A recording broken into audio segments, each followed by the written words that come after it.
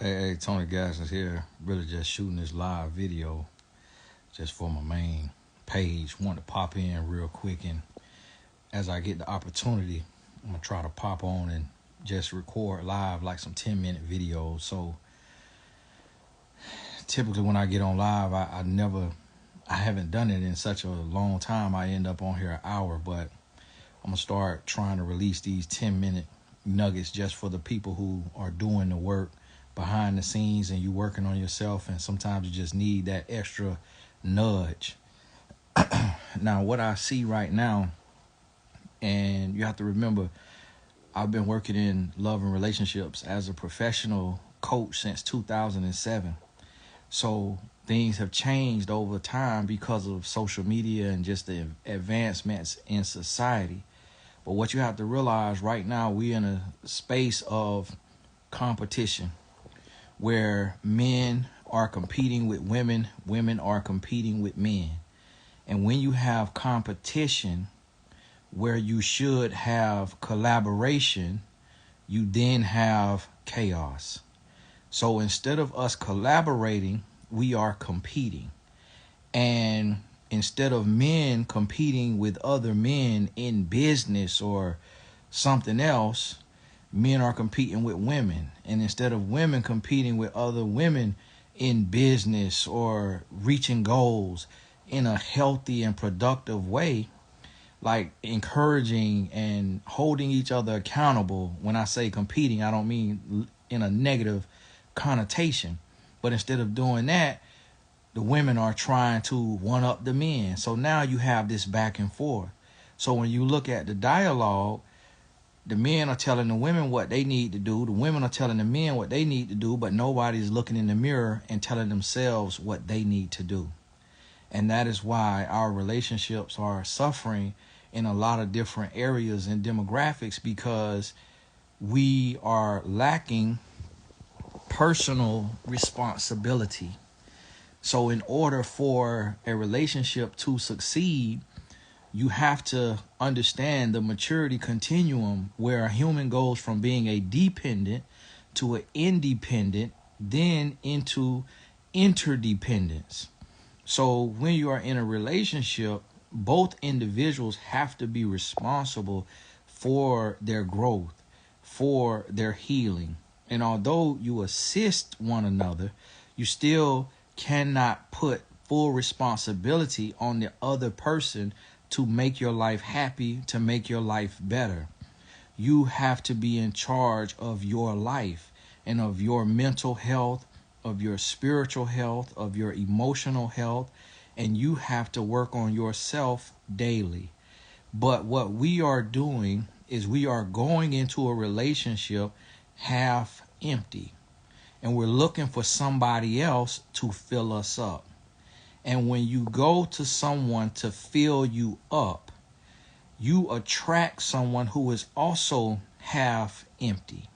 And when you attract someone who is half empty, the two of you deplete one another instead of complete one another, because it becomes survival of the fittest. When you are not healthy and healing and whole or becoming whole in a very active and intentional manner. So we look to be served. We look to be catered to. The man wants the advantage, not a level playing field. The woman wants the advantage, not a level playing field. So right now, when you look at most relationships, you see selfishness, you see entitlement, and you see individuals taking the other person for granted and believing that they will always be there. And at some point or another, if we are not careful, we are all guilty of this. But we have to be able to be mindful. And I realize too, being that I've been in this space since 2007, that I have to stay active, because when you're in a relationship and you're married and you're working on your own relationship and you're in a good space, or even if you're in a bad space, you forget to help other people. And so all of these voices are popping up with a lot of misinformation, a lot of wrong information, a lot of things that you will only learn in a happy and healthy relationship.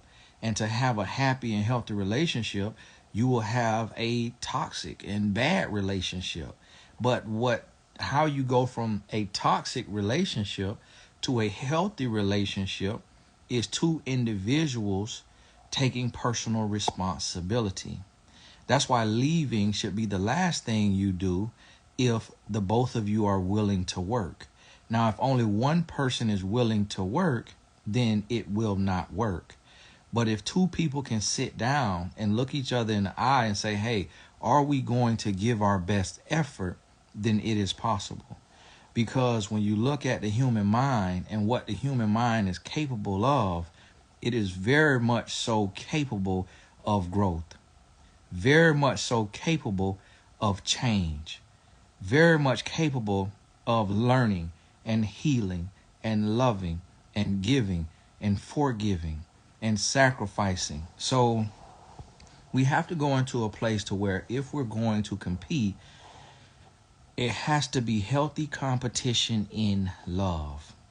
And the way this should look is the man should lead with love. When I say lead with love, I mean initiate love. That instead of a man trying to be served, trying to be catered to, trying to get the woman to bend over backwards, the man needs to set the tone, to show love, to lay his life on the line, sacrifice for his woman. Then a woman needs to, instead of rejecting his love, needs to receive his love. And then when you receive his love, because a woman is a receiver, even in her body, when she is reproducing, when you receive his love, you then reciprocate his love. And when you reciprocate his love in the way that he needs to be loved. Because one person may not be loved the same as another person. So you have to learn how your partner needs to be loved and love them the way they need to be loved instead of the way you want to love, instead of the way you feel comfortable loving. And now the woman reciprocates love, and then the man needs to receive that love. And throughout all of this, you have to remember that communication to a relationship is like oxygen to life. We are not mind readers, not even psychics. They're liars and stealing your money. We cannot read minds. You have to communicate what you need and what you want and what you expect.